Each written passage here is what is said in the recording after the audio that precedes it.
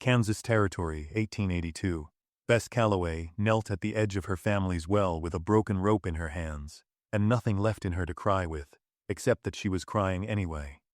The well had gone bad 2 weeks before, the rope frayed clean through hauling water twice a day for a household of 2, and Bess had no money to replace it, and no one left to ask for help replacing it either. Her father had died 6 months ago, in March, of a lung sickness that had taken most of a hard winter to finish him off. He'd left her the farm, 40 acres of decent land gone rough at the edges, from a year of being tended by a grieving woman, and her 9-year-old sister instead of the man who'd built it. She was 24 years old. Her sister Ivy was 9. Between them they had a farmhouse needing a new roof by winter, a well with a rope that kept fraying faster than Bess could mend it, and a debt at the feed store that grew a little each month, no matter how carefully she tried to manage it. She had learned things this past half-year she'd never wanted to know. How to butcher a hog without her father's steady hands to guide her. How to explain to a 9-year-old why their father wasn't coming back in words simple enough for a child to hold on to. How to smile at the neighbors in town, who asked after her in the particular careful tone people use with widows and orphans alike, as though grief might be catching if they lingered too long in the asking. She had told herself, most days, that she was managing. She had told herself that this morning too, right up until the rope gave out entirely in her hands, and the bucket dropped back down into the dark with a splash that felt, for reasons she couldn't entirely explain to herself, like the last small thing she had the strength left to lose. So she knelt there at the edge of the well, in the cold gray light of an October morning, and cried the way a person cries when they have been holding themselves together so carefully for so long that the smallest failure finally lets the whole thing loose. She did not hear the horse until it was close.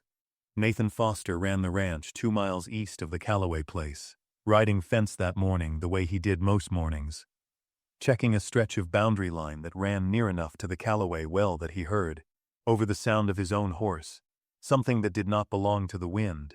He reined in before he'd fully decided to. He was 36 years old, widowed 2 years himself, and had spent enough of his own grief learning the particular sound of someone crying alone to recognize it now without needing to think about it. He found her at the well, and did not announce himself the way a man might who wanted credit for the rescue. He simply said, quietly, "Miss Calloway," so she'd know someone was there before she had to look up and be surprised by it. Bess wiped her face with the back of her hand, mortified, and said, "I'm sorry, I didn't hear you." "Nothing to be sorry for," Nathan said. He dismounted, slow and unhurried, giving her time to compose herself if she wanted it. "Rope give out? 2 weeks running now," Bess said. "I keep mending it and it keeps failing somewhere else along the length." Nathan looked at the frayed end in her hands, then at the well, then, briefly, at her. Not with pity, which she had learned to dread from the townspeople since her father's death, but with the plain, practical attention of a man assessing a problem he intended to help solve. "I've got rope at my place," he said. "Good rope, more than I need this season. I'll bring some by this afternoon if that suits." "You don't have to do that," Bess said, the words coming out of her automatically now, the way they'd started to since she'd been left alone with a farm and a little sister, and no one checking whether either of them were managing. "I know," Nathan said. "I'd like to anyway." He paused, and something in his voice went quieter. "I thought no one would come," Bess said before she could stop herself. "When the rope broke, I've thought that a lot, this year, that there wasn't anyone left who'd notice if something went wrong out here." Nathan was quiet for a moment. "I noticed," he said simply. "I'm sorry it took this long. I want to pause on that exchange, because I think about it often. I thought no one would come. That's not really about a rope, is it? That's about 6 months of grief nobody checked in on, of a young woman managing a farm, and a little sister entirely alone, and slowly coming to believe that was simply how the rest of her life was going to be." Nathan Foster didn't fix a rope that afternoon. He answered a much older, much quieter question than the one she'd actually asked. He came back that afternoon with new rope, as promised, and fixed the well himself while Bess's sister Ivy watched from the porch with the frank curiosity of a 9-year-old assessing a stranger. "Are you going to marry my sister?" Ivy asked, with no preamble whatsoever. "Ivy," Bess said, mortified. "I only asked." Ivy said, unbothered, "Because Papa used to say a farm needs 2 people to run it right, and it's just been you and me, and you cry by the well sometimes when you think I'm not looking." Nathan, up to his elbows in well rope, did not laugh, though Bess saw the corner of his mouth twitch. "I don't believe your sister and I have discussed marrying Miss Ivy," he said carefully. "But I'll say this much. A farm running well doesn't always need two people married to each other. Sometimes it just needs neighbors willing to notice when a rope's gone bad." It was, Bess thought later, a very careful answer for a man who had ridden 2 miles out of his way to fix a well that wasn't his, on a farm belonging to a woman he'd met only that morning. The small kindnesses did not stop with the rope. There was the week after, when Nathan rode by with a wagon and, without much ceremony, delivered enough lumber to patch the worst of the farmhouse roof before the weather turned, refusing payment with the same flat insistence he'd shown about the rope. "You can pay me back in eggs," he said. "If it troubles you that much to take it for nothing." "That's a poor exchange for a roof," Bess said. "I happen to like it," Nathan said, and that apparently settled the matter as far as he was concerned. There was the morning Ivy came down with a bad chest cold, and Nathan, hearing of it from a passing neighbor, rode into town himself for the medicine, and delivered it before Bess had even finished deciding whether she could spare the trip herself. "You didn't have to do that," she told him, the words worn thin now from repetition. "I know," he said, same as always, and it had started by then to feel less like an argument, and more like a kind of ritual between them, her protest, his quiet insistence, both of them understanding, underneath it, that the objection was really just Bess's old habit of expecting help to come with a cost she couldn't afford. There was the Sunday Nathan brought over a hen that had wandered onto his land, ostensibly to return it, and stayed the whole afternoon mending a fence Bess hadn't even asked about, the two of them working alongside each other, in a comfortable, unhurried silence that Bess found she looked forward to more than she examined too closely.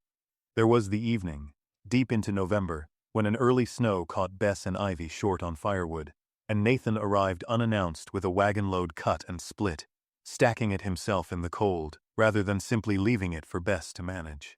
"Neighbors do this for each other," he said, when she tried again to protest. "It isn't charity, Bess. It's just what people who live near each other are meant to do, if they're paying attention." It was the first time he'd used her given name instead of Miss Calloway, and she noticed it the way a person notices the first frost of the season. Small, quiet, and unmistakably the start of something turning. There was, too, the particular evening he stayed for supper for the first time, invited by Ivy without much consultation with her older sister, and the three of them sat at the Calloway table, in a configuration that felt, disconcertingly, like the shape of a family Bess had stopped letting herself imagine since March. "You're good at this," Bess told him afterward, on the porch, meaning something larger than supper, and not quite able to say so directly. "Good at what?" Nathan asked. "Showing up," Bess said. "Most people stopped after Papa died. I understand why. Grief makes people uncomfortable, and a farm run by 2 women alone makes some of them uncomfortable in a different way. You just didn't stop. I know what it is to have people stop showing up," Nathan said quietly. "After my wife passed, half the town found reasons to keep their distance, like grief might be catching. I decided somewhere in that first year I wasn't going to do that to another person, if I ever got the chance not to."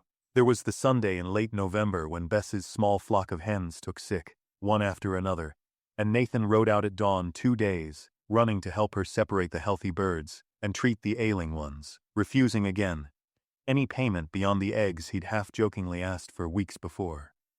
"You've made yourself a poor bargain," Bess told him, watching him work, "if eggs are really the whole of what you're charging for all this." "I've never once felt shortchanged," Nathan said, without looking up from the coop, and something in the plainness of it settled somewhere in Bess's chest that she didn't examine too closely at the time.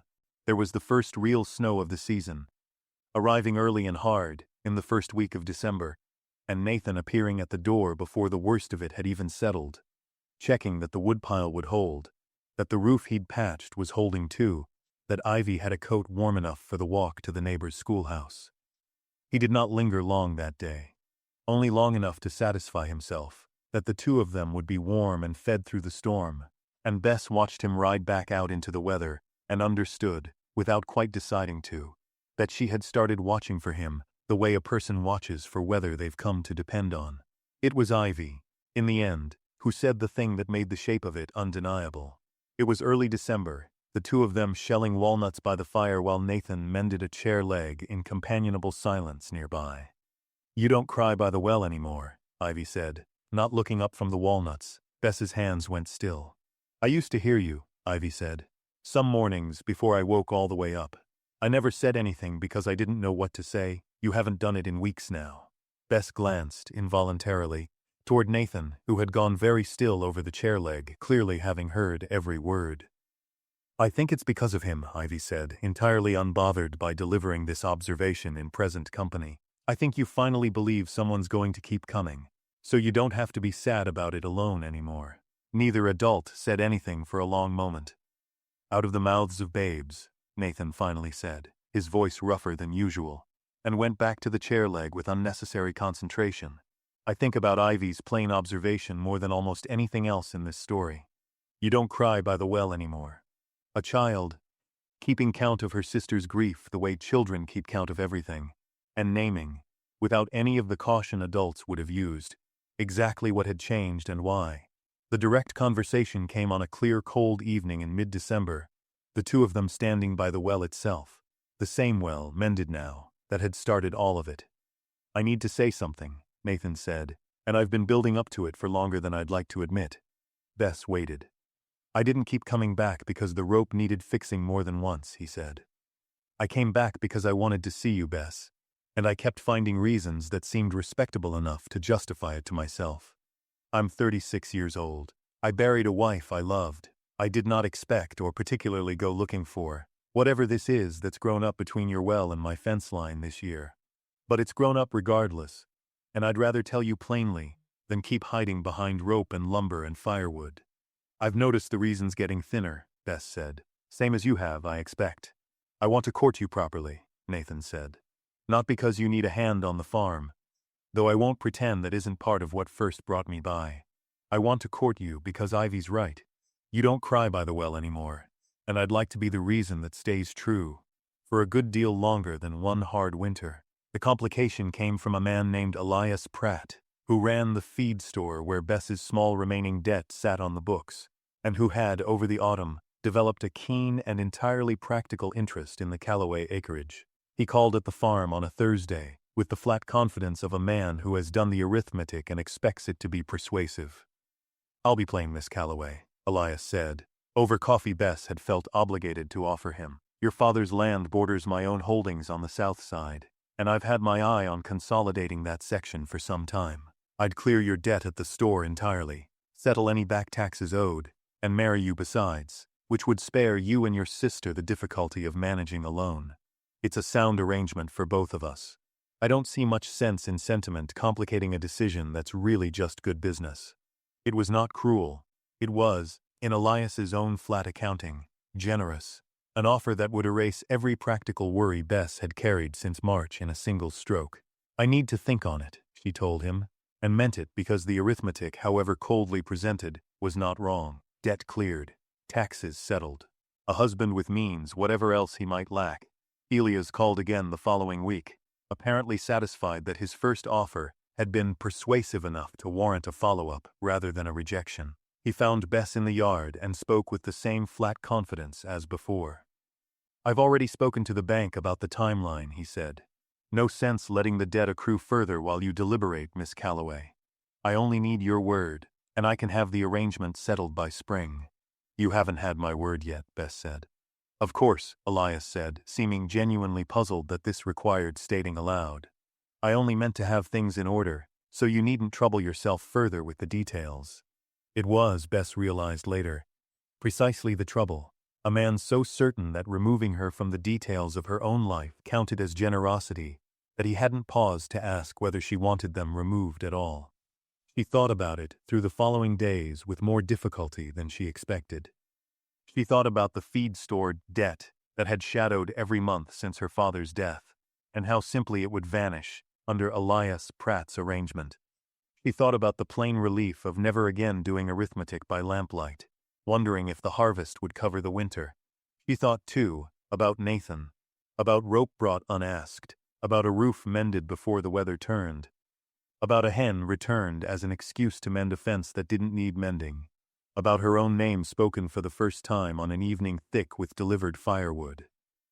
She thought about the particular quality of a man who had learned, from his own grief, exactly how it felt to be left alone by people too uncomfortable to keep showing up, and had decided, deliberately, never to do that to someone else. She thought about Ivy's observation, "You don't cry by the well anymore," and understood, turning it over by lamplight on a cold December evening, that Elias Pratt's arrangement would clear her debts and settle her taxes, and very likely leave her, in every way that mattered, exactly as alone as she'd been the morning the rope finally gave out in her hands. Save, in other words, was not the same as answered, and she had spent 6 months learning, at considerable cost, the precise difference between the two.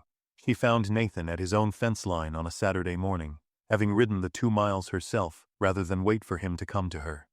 "Elias Pratt offered to clear my debts, settle my taxes, and marry me," she said without preamble. "I came to tell you I'm refusing him, before the town could tell you a different story first." Nathan's jaw tightened, but he only said, "Why?" "Because he offered to erase my problems," Bess said.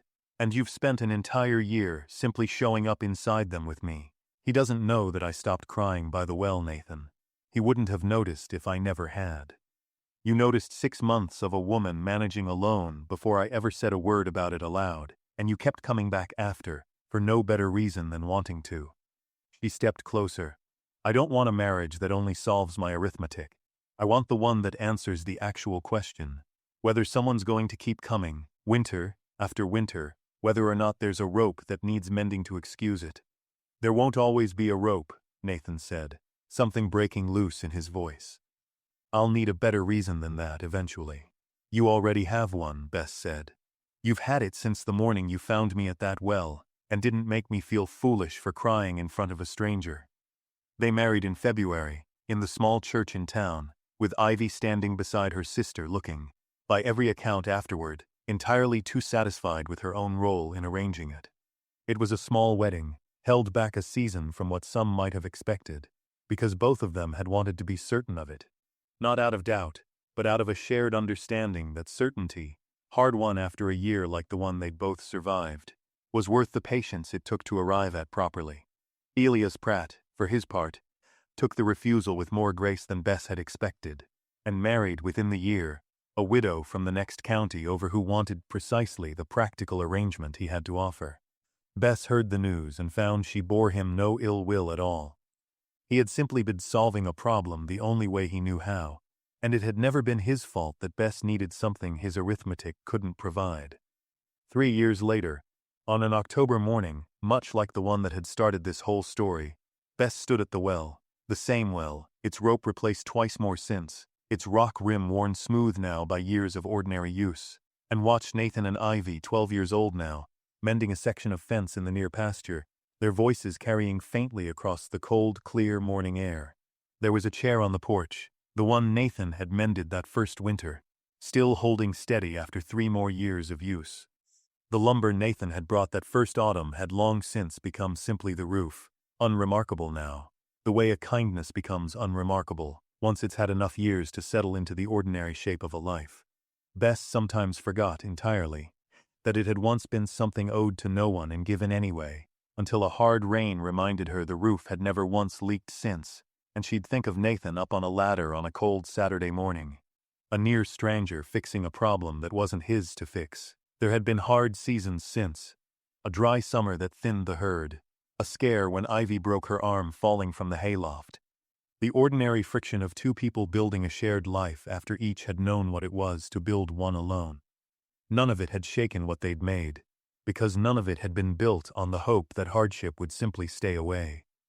It had been built on the plain understanding that hardship would come regardless, and that neither of them intended to face a well gone bad or anything else without the other one showing up beside it. Bess drew a bucket of water, easily now, the rope holding steady and sure, and did not cry. Had not cried at that well, in fact, in longer than she could precisely remember, which struck her, most mornings, as the truest measure of everything that had changed. "I've thought a great deal, telling you this story, about how much weight a single sentence can carry. I thought no one would come. 6 words, and inside them, an entire year of quiet grief nobody had noticed to interrupt. I think that's worth remembering, wherever you're listening from tonight. Somewhere near you, there is very likely someone doing the same quiet arithmetic Bess Calloway was doing it that well. Managing mostly alone, and slowly starting to believe that's simply how the rest of their life is going to look. It rarely takes very much to answer that belief. Sometimes it only takes noticing. Sometimes it only takes coming back a second time, and then a third, until showing up stops needing an excuse at all. Thank you for spending this evening with Bess and Nathan, and with me. If their story kept you good company tonight, that is all I ever hope for in the telling. Until next time, keep listening.